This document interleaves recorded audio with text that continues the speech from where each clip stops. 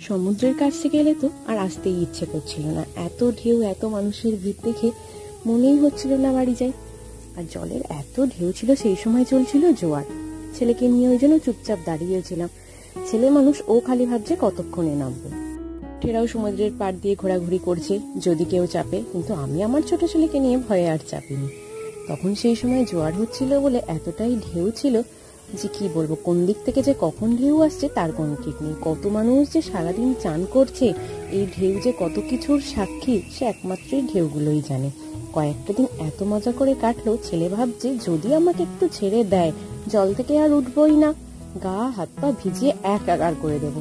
জল ঘাঁটা হয়ে গেছে, এবার বলে যাই একটু খাওয়া দাওয়া করে আবার আসবো, তখন আমাকে কিন্তু আর জল থেকে তুলতে পারবে না। তার এই মিষ্টি মিষ্টি পাকা পাকা কথাগুলো বেশ ভালো লাগে। বিকেলবেলা সেজে গুজে বেরিয়ে পড়লাম মন্দিরে যাব বলে। চলো এবার মন্দিরে গিয়ে দেখা হবে।